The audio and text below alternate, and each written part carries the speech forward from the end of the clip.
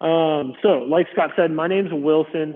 I'm a PT student working here at React for a couple months out of Northeastern University. Scott's going to be helping out also. He's one of the physical therapists here at the Lincoln Park Clinic. And he'll be taking everyone through some exercises in a little bit. But really excited to be here. Thank you all for tuning in. If you have any questions, toss them in the chat. We'll be checking the chat periodically.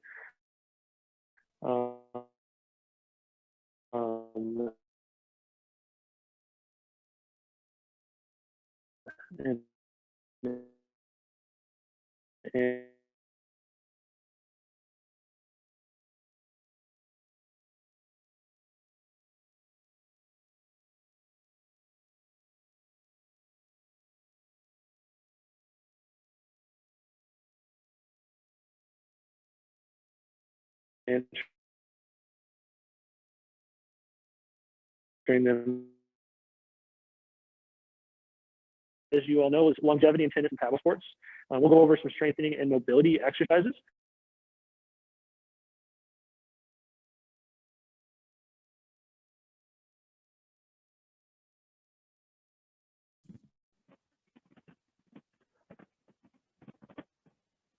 All right, I think it kicked me out there. Just share screen again. Is it not sharing screen? No. Okay. Sorry guys, we're having some technical difficulties.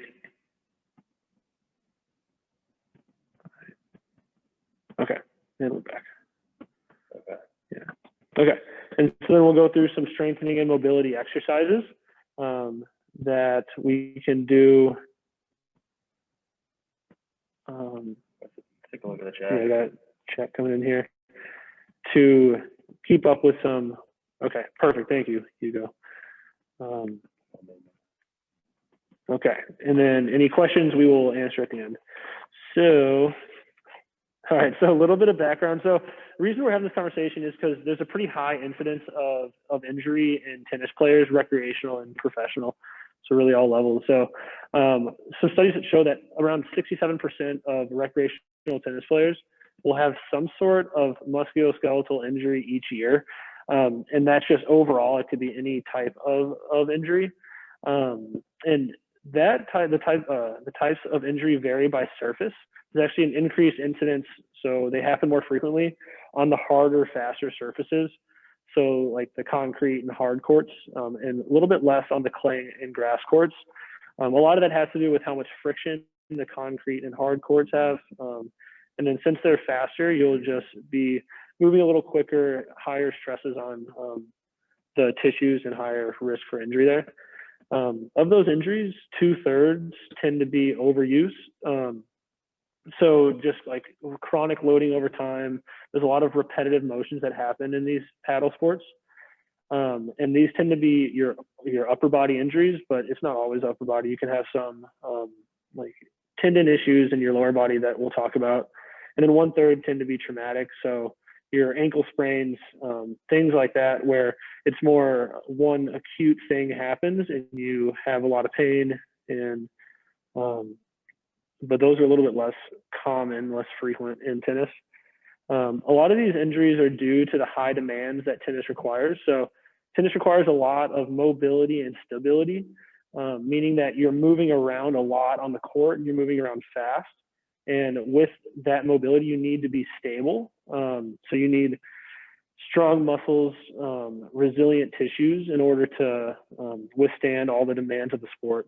With all of the repetitive stresses that happen with tennis, a lot of the overhead motions, a lot of the hopping, running, jumping, the tissues in your legs, your ankles need to be really resilient in order to withstand all of that and to prevent injuries.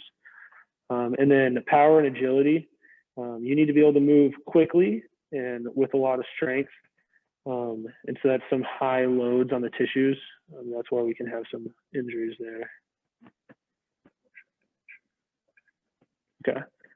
So then some common injuries in tennis. So like I had mentioned before, there's overuse and traumatic. The overuse injuries tend to be due to cumulative stress over time. So it might not be really high loads, But things like you're running a lot, you're jumping a lot, and if your muscles aren't strong enough to withstand those loads, then the tendons can sometimes pain. The tendons are what attach the muscles to the bones there. So those would be your muscle strains, tendinopathies, stress fractures, due to smaller forces over a lot of time, and then traumatic would be high force injuries, your like ankle sprains, knee sprains, things like that. So now let's go into some more specifics. So common injuries in the shoulder. So first we'll talk about rotator cuff injury. So the rotator cuff is a group of 4 muscles, and these are dynamic stabilizers for your shoulder joint. They attach to your shoulder blade and then go on to your arm bone, your humerus. And they work to provide a suction force to pull your shoulder into place and make sure that it's stable, but it also has a lot of motion required to get overhead, to reach across your body, things like that. So mechanism of injury for rotator cuff injury is oftentimes repetitive stress. If your shoulder isn't moving well as a system, so your shoulder blade and your arm bone need to move really well together, and if they're not, then that's going to put a lot of increased load on the rotator cuff. And if the rotator cuff muscles aren't prepared to withstand that load, then over time it could lead to some damage to those tissues, causing these symptoms. So the symptoms would be progressive over time. Pain could be really anywhere on the shoulder, front, side, or back, depending on which part of the rotator cuff might be injured. You might have pain with overhead motions and pain throughout the range of motion. So you notice this during tennis, during other paddle sports. And then biceps tendinopathy is another common injury. So the biceps tendon, it comes from the biceps muscle, which is one of your elbow flexors. It bends your elbow. And then it also crosses the shoulder joint and attaches to the top of the shoulder socket. This is a tendon that also works to stabilize the front of the shoulder.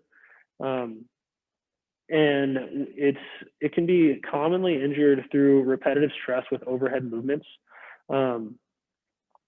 If there's poor that rhythmic movement of the shoulder and shoulder blade together, if it's not moving well as a system, then this little tendon here needs to work a lot harder to stabilize. And that puts increased load on the tendons, can cause some pain. And then this can also accompany instability of the shoulder. So if you have your shoulder labrum, which basically deepens the shoulder socket, provides a little more stability. If there's damage to that, then this biceps tendon is going to be working a lot harder than it needs to be, or than it usually would be, to stabilize the shoulder joint. And so that's when you can see some irritation of that tendon. And then the symptoms would be also progressive over time. You'd have pain in the front of the shoulder with overhead motions, and then sometimes with even just carrying objects just due to the nature of what that muscle, the actions that it does. That's good. Okay, so then the other couple more upper body injuries.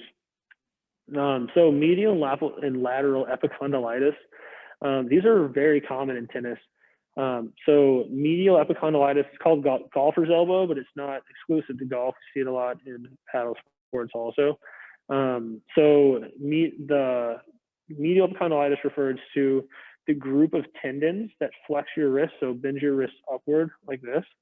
The group of tendons attaches to the inside of your elbow, right there. Thank you, Scott.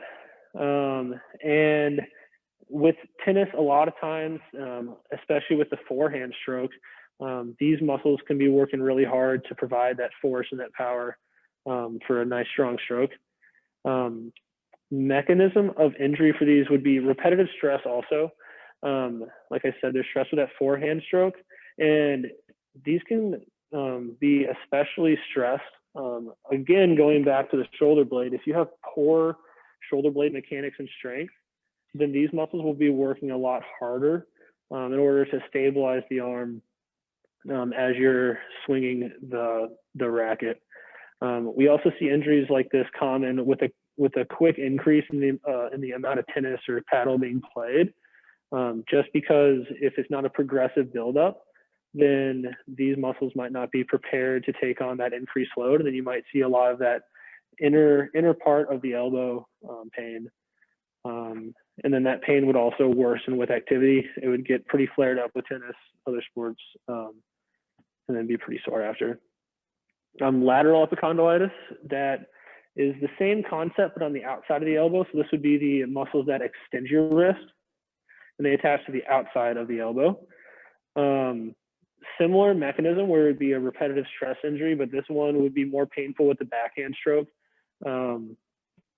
causing some increased load to these tendons, again, with poor scapular mechanic or shoulder blade mechanics and strength. And similar mechanism where we often see this with people who start playing a lot of tennis or paddle and they haven't been doing that in the past. They took a vacation or they're coming off of another injury. We can see some pain here. And then it's interesting, there's actually a higher incidence of the lateral epicondylitis than medial. About 3 to 1, we see more of those tendons on the outside being stressed and causing pain. Okay, so going into the knee, one of the common injuries that we see in the knee associated with tennis and paddle sports would be patellofemoral pain, aka jumper's knee. So what happens here is that you have your quadricep muscles, which are the muscles that straighten out your knee joint. They attach to the kneecap by the quadricep tendon, and then the patellar tendon connects the kneecap down to the shin bone. The kneecap, your patella, it helps to increase how much force you can exert through the quadricep tendon just through its mechanics. The mechanism of injury here is oftentimes repetitive stress. Abnormal forces causing an increased compressive load to the knee joint. You see this if you have some weakness up in your hips, and then that could influence where your knee goes when you're jumping and landing. And then if your knee is caving in, or if you have some weakness, then that just leads to a lot of compression of that kneecap onto your thigh bone and cause a lot of pain. So you see this with repetitive hopping, jumping, or running. And then symptoms of this would be pain around or near your kneecap, pain with squatting, running, changing direction, things like that. A lot of things that you have to be able to do in tennis. You could also, with this, you might see pain you might not feel too much pain during, but then after the activity, if you're sitting down for a while and your knee is bent, then you might have a little increase in pain just with that flex knee for a while, just because with a flex knee, you will inherently have more compression of that as well, causing some more issues.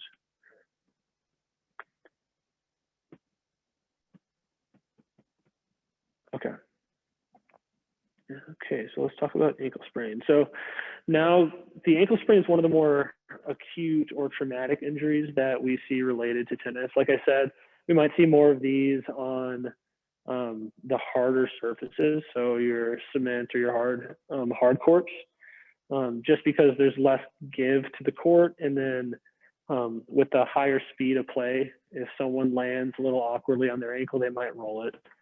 So the anatomy here would be, there's groups of ligaments on the inside and the outside of your ankle, right there, and then on the inside too. The purpose of these ligaments is to provide stability to the ankle and prevent excess motion. Mechanism of injury here is often rolling the ankle, and that could be your classic ankle roll like you see in the picture here, or it could roll the other direction. But both of those would typically happen with a fast movement, if you jump and land or try to change direction, and then your ankle rolls causes a lot of pain. Symptoms here would be acute onset of pain. If you have sprained your ankle before, you might have noticed a quick onset of inflammation or swelling in the area. A lot of tenderness to the touch or feelings of instability on that ankle. And that feeling of instability comes from there might be some laxity in those ligaments. So we want to work on strengthening everything up the chain in your hip and knee and everything to provide more stability so we can prevent these from happening. And then the next injury is Achilles tendinopathy. So the Achilles is the tendon that attaches your two calf muscles, your gastrocnemius and your soleus, down to the back of the heel. The purpose of this tendon is to help point your toes. You use this a lot when you're jumping, landing.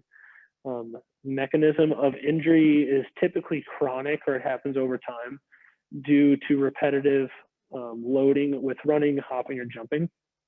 A lot of times if your calf muscles aren't quite strong enough to withstand all the demands of jumping and hopping, then this tendon can be overloaded, causing some local inflammation, and this can be pretty painful. So you'd have pain along that Achilles tendon, pain with stretching, with loading it, and that would typically worsen with activity. Okay, so the reason we're talking about all these is because we want to first know what could happen and then talk about how we can prevent those injuries from happening. So prevention is key in order to have longevity in this exciting sport. So one of the biggest things we can do is manage the load of the sport. And this can be with any sport. It's not just exclusive to tennis and other paddle sports, but a progressive buildup is really key. So whatever your sport it is, you don't want to go all in if you haven't been playing much, so you've been playing multiple hours a day. You want it to be relative to what you were doing before and then progressively build up. A lot of times when people come in here with different injuries that are related to tennis, if they're those more chronic or overuse type injuries, it happens when they have a really sudden buildup. They were playing a couple times a week, and then they started playing every day during the week. And it wasn't in a progressive manner. So load management is key. And then other things we can do is improve mobility and strength. You probably notice a trend with a lot of things that we were talking about there, in that a lot of the issues arise from the back or from the hips or from the hips or the shoulder. And so we need good mobility there in order to not overload and force the need for excess mobility in the extremities. And then that also goes with strength. So we want to have really good strength, really resilient muscles in our shoulder blade, the rotator cuff, everything that influences the position of our shoulder blades. We want to be nice and strong. And that's going to impact everything down the shoulder, down the arm, into the elbow. So we're going to go through a lot of exercises there that we can work on regularly to impact the strength of the rotator cuff. And then core strength is key also. So you want nice stability in all of your trunk and your hips and your shoulders. We kind of group all that into core strength there. And that's gonna, with that stability close to the body, will allow for more mobility elsewhere. And then just really resilient calves with all the hopping and changing direction that needs to happen in tennis. We want to make sure that our calves are ready for it. So we'll go through an exercise today that you can do on your own that will help make sure that the calves are ready, and then hopefully keep you pain-free and have some good longevity in the sport.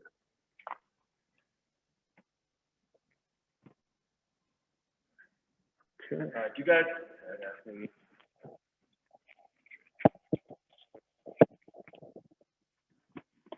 All right. Do you guys have any questions before we dive into the exercise demonstration?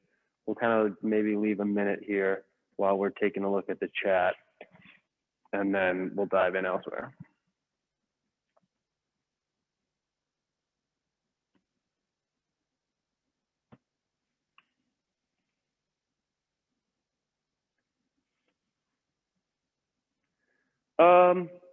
So Jill asked, should/can one play through mild pain and elbow? I would say yes, but kind of like what Wilson was saying before, you should really manage, like you should modify the way that you play, meaning you should probably decrease the amount of time you spend / decrease the amount of times per week that you play to see if that has any impact on your pain. If it gets worse, if that mild pain becomes at all any worse, I would probably consult a physical therapist or a doctor in the area to see if they can help you. But you got to be a little bit cautious once you kind of start to have pain in that elbow, because like Wilson was saying, you don't want to create an overuse injury, because a lot of times those elbow injuries are just chronic overuse. So that's a good question, Jill.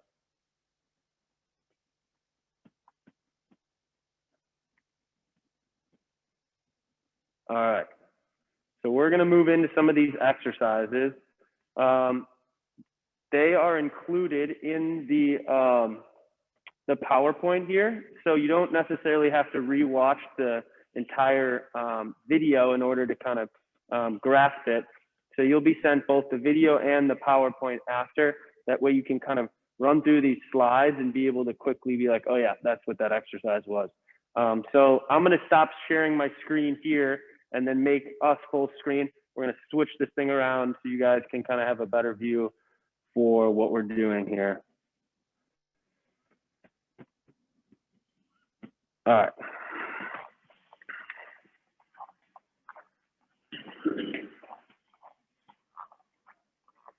This first one, let's maybe go a little bit lower. So let's take this thing off.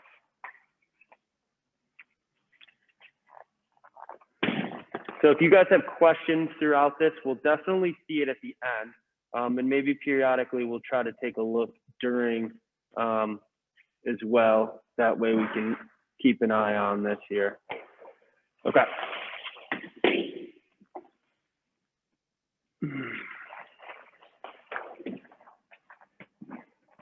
All right. So this first exercise is to work on the mobility of your mid-back, or also known as your thoracic spine, which goes from here to here. Having the ability to extend your thoracic spine, meaning going this way, is very important in tennis, particularly for overhead serves.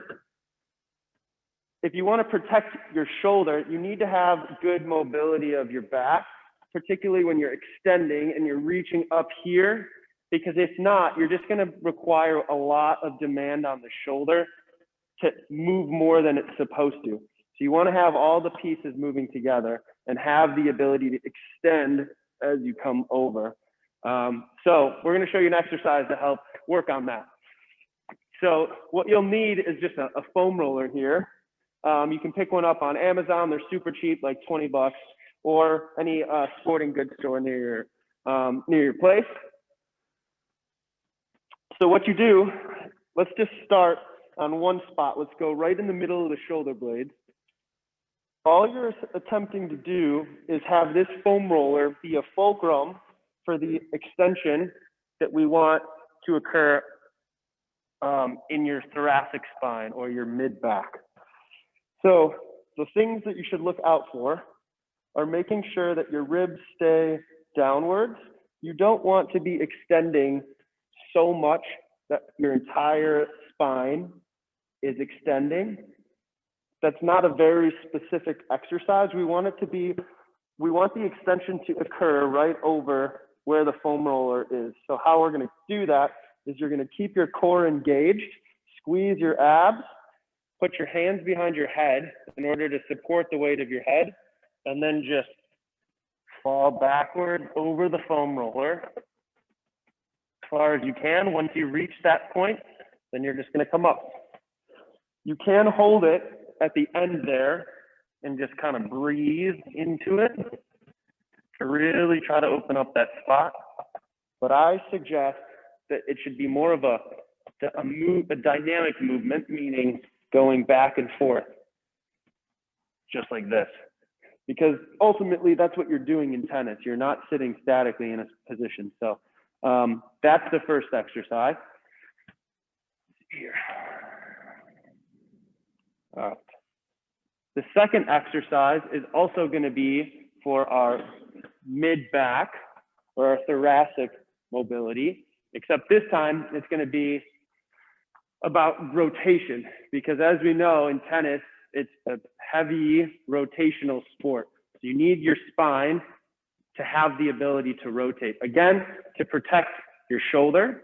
That way you can, if you can use your trunk effectively, you can use all the big and large muscles here and keep more of the delicate structures at your shoulder a little bit safer. So let's get this one set up.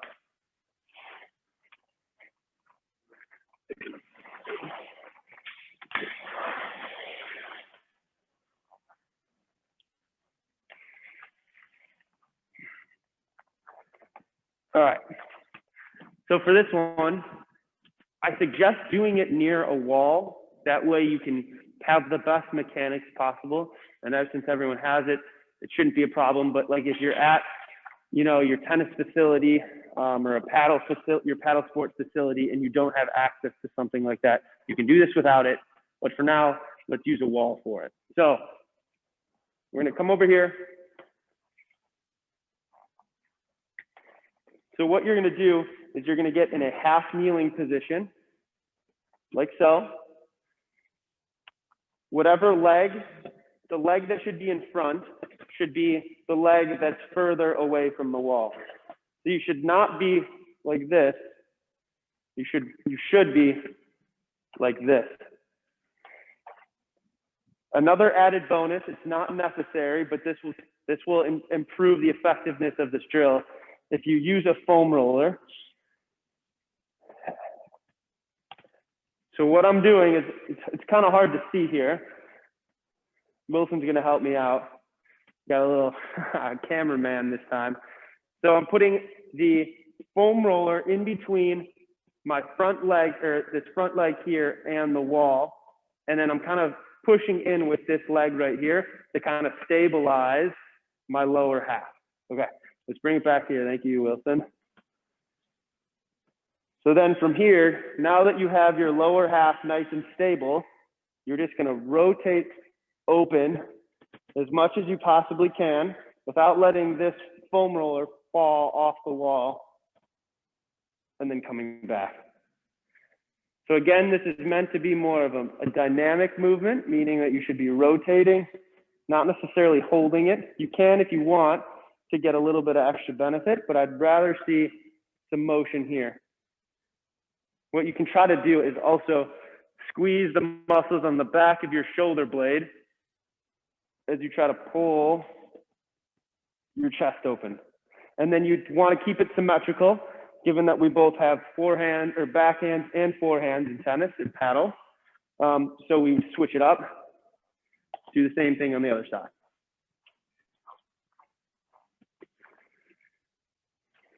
All right, next one is pretty simple.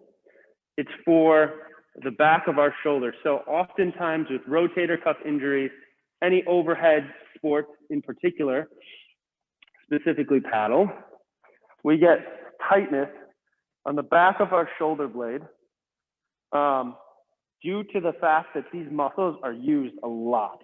So when you're coming through and you're hitting the ball in whatever particular manner, these muscles are used to help slow down your arm as you whip it forward. If you didn't have these, then your arm would just fly in front of your face, which is not good. So we need to make sure we take care of this so that they don't get too tight. If these muscles get too tight, it can cause a whole array of problems in the shoulder, particularly in the front of the shoulder. Wilson was talking about the biceps. That tends to get injured if the rotator cuff on the back side is very tight. So it's simple stretch. You've probably seen it before, but I might have a modification that you might not have seen.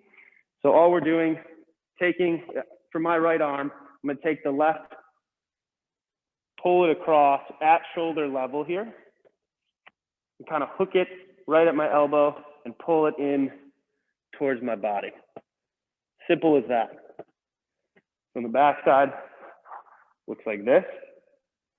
You should get some sort of stretch somewhere along your back.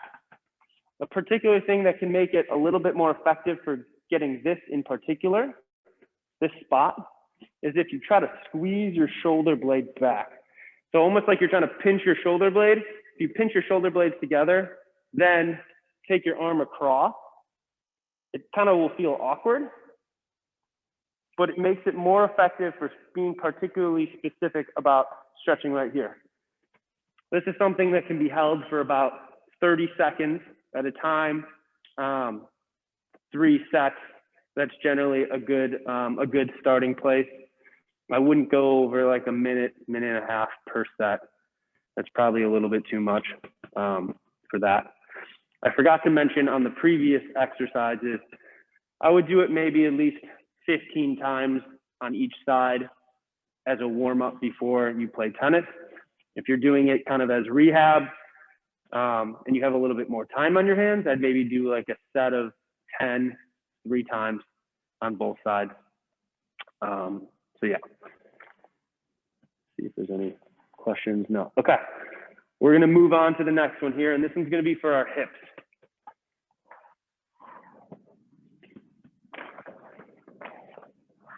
So having our hips be super mobile is very important to prevent lower back injuries, hip injuries, knee injuries, and even ankle injuries, because our hips are, by design, anatomically speaking, are meant to be a very mobile joint.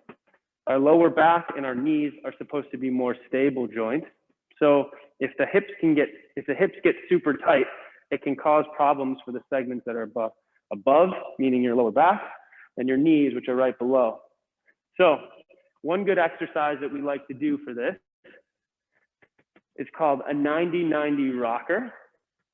So you're getting in a position where you're kind of hard to see, where I'm going front leg in front of me, back leg to the side.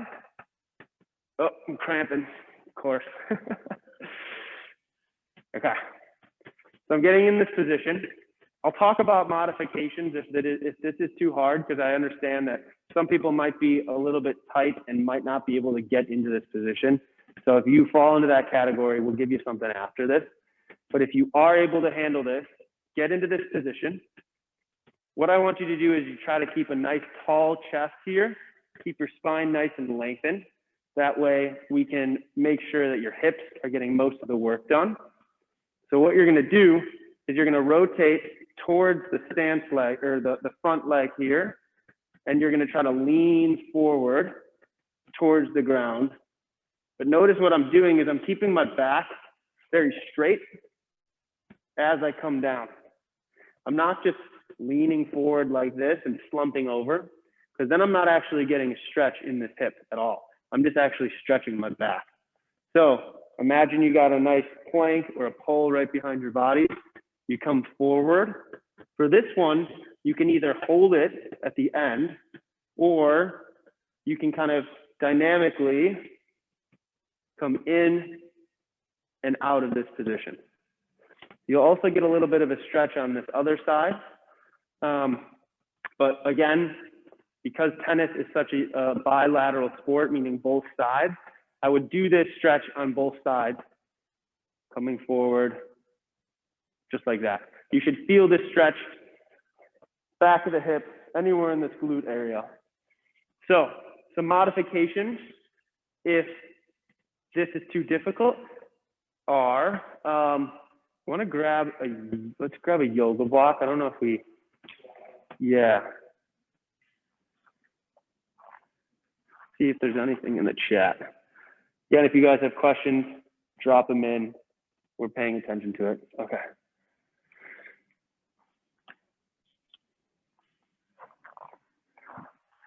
So what I'm doing here, if you find difficulty where your knee can't really touch the ground, you can take either a yoga block, you can take a pillow, take anything that you can find, put it under your knee here, put it under your knee here. So it gives it a little bit of support.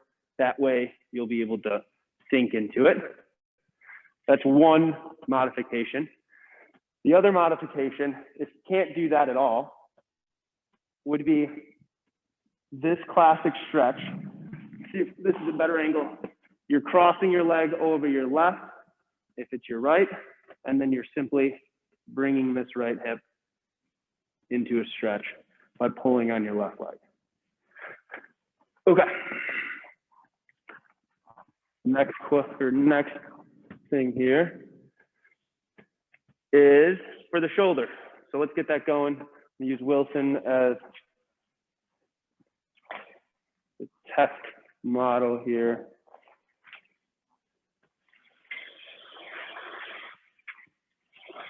You might have seen this exercise. It's a classic exercise, but it's very good if done right.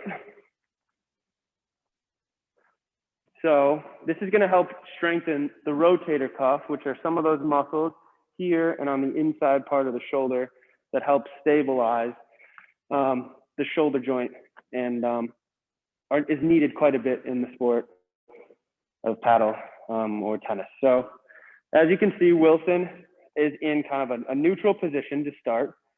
You can see he has pretty good posture. So his shoulder blade is nice and pulled back. You don't want a slumped position at all. You want to stay nice and upright. Your shoulder blade, you want it to be pulled back, locked into position. Let's rotate here. So now that we got that down, which is very important even before you start the exercise, you're going to keep your arm bone right next to your body. And all you're doing is pulling out against the resistance while maintaining all of the other positions that we're talking about. Where you should feel this is kind of in the back of the shoulder here. You should start to get fatigued around there, and that will tell you that you're doing the exercise right. To go the opposite way, all you have to do is switch around. So we'll just show for the sake of this, we'll do it on his left arm so we can still have it. Same exact scenario, all the same situations positionally.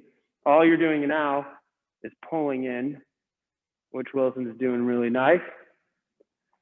So I forgot to mention, if you have some bands, if you don't have an anchor, all you have to do is find like a door frame or something, close the band in the door frame, and then you'll have an anchor to be able to get some resistance. If you're at the gym, you can use one of those pulley machines. I just caution you, don't use that much weight. This is something, these are really small muscles. I wouldn't use more than 5, 10 pounds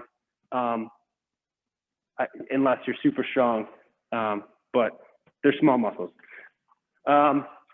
So this exercise can also be done with a more specific to tennis position. So what I mean by that is in tennis, you have a lot of overhead motion. So as Wilson's going to show, his arm's going to be at shoulder level, just like that. It's going to be nice and stable. Your shoulder blade is going to be pulled back towards your spine. And then all he's going to do, keeping his arm bone parallel to the ground, he's just going to rotate upwards. Super specific to tennis. If you're strong in this, you're a lot better protected for longevity. Again, it's going to work the back of your shoulder and maybe even some of the muscles of your shoulder blade that attach your arm to your trunk, which is really good. Again, you can do the same thing for the other side, which he's going to show. Just like that. One suggestion, just because this is kind of a difficult space for us, I would probably, for this exercise, move the resistance closer to shoulder level here when you're doing this one. But it's too difficult here. Last one for shoulder strength would be band pull aparts. This is to help open up the chest. In today's society, we're very rounded forward. We're sitting at our desk all day, sitting on our phone. Everything we do is in front of us. So we want to make sure that we're accessing the muscles that help reverse that, which help protect our shoulder and our low back, neck, all the above. So all you're going to do with this one is go arms out at level, and then you're pulling apart. Trying to keep your arms locked out, as you can see there. And I want you to also kind of focus on squeezing your shoulder blades together, almost like you're trying to squeeze a pencil along your spine here. You can kind of see the crevice that Wilson's shoulder blades are making. You could do that at different angles, but just for the sake of simplicity, this is a great one. Just going straight at 90 degrees. All right, let's move on. We got 3 more, so bear with us here. This one is for Achilles injuries, ankle strength, resilience of your ankle and your knee for that matter of fact. So simple, you've probably seen it before, but very effective.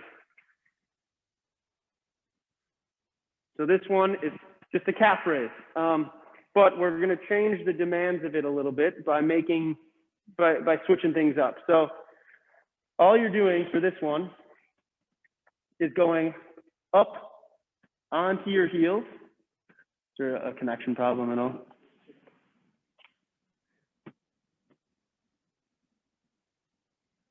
And then coming back down. So you're just pushing off the ball of your foot and then coming back down, going straight up and then coming back down. So this is something that I don't want you to be like bouncy. It's not an exercise that I want you to be doing anything like this. You don't be a hero. Don't try to go too fast. It'll be way harder if you go slow, and it's a lot more effective if you go slow. In particular, as you go downward, it's very important to go slow. So for the sake of this, let's maybe do a 1 second count on the way up, a 3 second count on the way down, meaning you're going to go up 1 second, real slow on the way down, which is going to help build the strength of the muscles on the back of your calf and make your Achilles a lot more resilient. As you play tennis, you have to be on the ball of your foot bouncing around. That's what you need it for. If that's too easy for you, what you can do is do a modification and go up with 2, go off that other foot, slowly come down on 1. That would be the next progression. I'd want you to be able to at least do 20 repetitions or 15 to 20 repetitions before you move on to the next progression. So I suggest starting with double, and then if you can, go to single. The last progression would be up with 1, slow and down with the other. Again, I do maybe like 3 sets, 15, if you can. So Jill said she feels the band pull apart in the back of the neck muscles. So that is a pretty common compensation that goes on. It's also a little bit normal. So when you're doing this exercise, you want to make sure that your shoulders stay nice and relaxed and low away from your ear. So I don't want you to be hiking up at all, because that will recruit these guys up in the back of the neck. So you should think about pulling your shoulder blades downward as you open up this way, keeping that space between your shoulders and your ears, just like that. If that doesn't help, Jill, you can try laying on your back on the ground, doing the same exercise, same exact thing, just in a supine laying on your back position. That might help with you in particular. It's a kind of it dials it, makes it a little bit easier, but makes it also easier to not recruit the muscles on the back of your neck. Okay, last 2. We have one for your legs. Thank you. All right, great, Jill.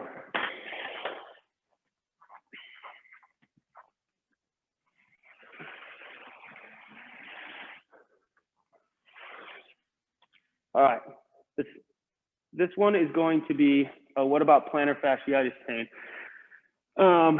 So super common to have weakness in the back of your calf if you have plantar fascia pain. So that's something that exercise that I was just doing is very important for. Plantar fasciitis is another super common injury that happens with any sport where you're on your foot for a long period of time. And is very multifactorial, meaning there's a lot of things that can contribute to it. But a good place to start is making sure that your calves are both strong and flexible, which is a good thing that you can do is that heel raise. Another added thing you can do for the heel raise for plantar fasciitis would be to do it off of a step so that your heels can drop a little bit lower. That way you kind of actually get a little bit more of a stretch. They'll make it a harder exercise, but you kind of kill 2 birds with 1 stone there. All right, last or second to last exercise here is a rear foot elevated split squat. So Wilson's going to show this one here. So find a stool, something around the house that's stable, that you can kind of prop your foot up at about the level of your knee. And then all you're doing is doing a lunge downwards. Things that you're looking for are to make sure that your knee stays nice and in alignment. So we don't want to see that wobble at all. He's doing it real perfect. A really common compensation that we see is this. So a diving in of the knee. We don't want to see that. That puts a lot of stress on both the knee and the ankle. So kind of shoot for your knees to kind of track right over most of your toes. And that should be a good exercise for you. A regression, if this is a little too hard, would be to do a reverse lunge. So not having your foot elevated and then stepping back, having about a 90-degree angle at your knee and your hip, and that should work as well. All right, last one is for your core, to make sure that we have nice, strong trunk muscles. As Wilson said, super important to make sure that the muscles close to your spine are supporting you to protect the smaller joints here, here, there, and there. So for this exercise, again, you're going to be in a half kneeling position like this. Find a band. The band should be about working pretty much right perpendicular to your body. The idea for this is called an anti-rotation exercise, meaning this band wants to pull him to the right. So we have to use our abdominal and our chest muscles in order to make sure that we find stability here. So for this exercise, it doesn't necessarily matter which way your feet are oriented. I generally will say the leg that goes in front is the one that's farther away from the wall. So what Wilson's going to do is he's going to start with his hands right in front of him, right along the center, his midline and his sternum. And he's going to maintain that position the entirety of the time. So he's pushing out, which makes it harder. As you go out, it should be harder for your core, but notice that he's having a perfectly stable spine. He's not getting any rotation anywhere. He's very nicely stacked on top of his skeletal system. And yeah, he's doing it great. So this is another one that you can do at home if you have any bands that are available to you, at the gym with one of those pulley machines. Super simple to incorporate. Do about 10 repetitions for 3 sets. That's a good starting place in general. Okay. We're going to finish up here. Thanks for everybody for hanging in there with us. Let me share the screen here. So again, here are the pictures that you guys can have. Wilson took them that are pretty clear to kind of give you an idea of what we did. Again, if you want more information, the more detailed explanation of why and all the regressions and progressions, just watch the video again, skim through it. It's all there. Okay, so that's all we got for you today. A couple things. So right now we are working out of the Lincoln Park location. It's right off of the North and Clybourne Red Line stop. So it's pretty accessible in a pretty hop-in area. So we're definitely available. We also have other locations in Deerfield, Wilmette, West Loop, and I'm missing one.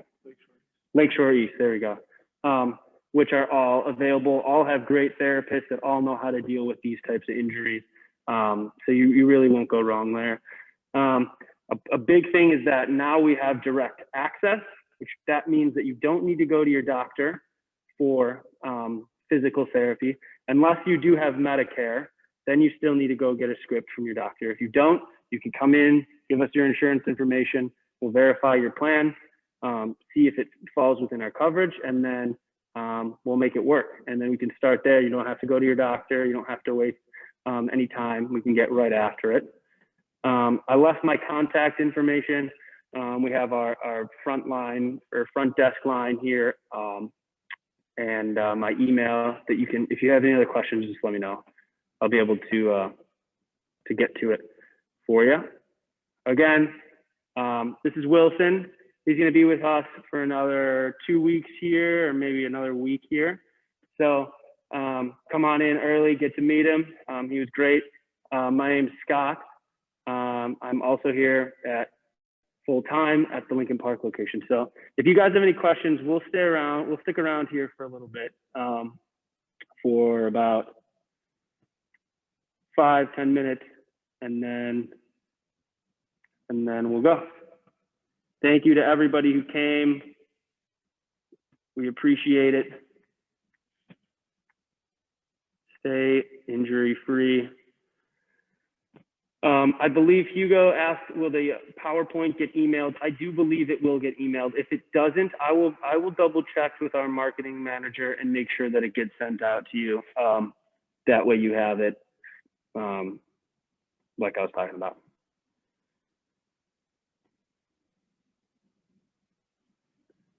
All right, so we're gonna hang out here, give it 5 minutes, and then we got a patient at the top of the hour.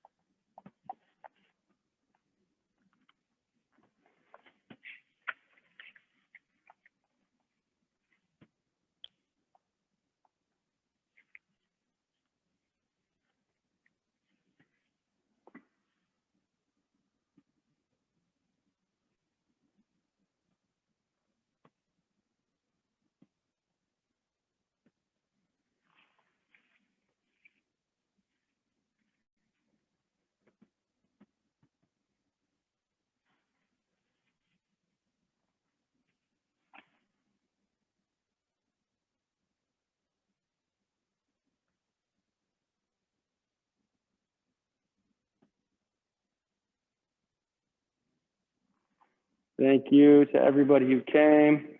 Thank you, thank you.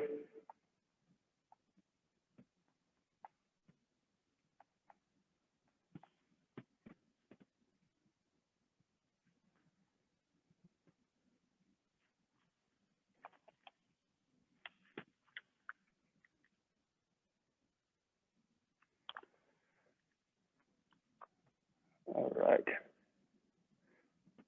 No problem, Christine. All right, looks like everyone pretty much left. So we're gonna head out. Again, if you want to contact me, my information is here. All right, thank you.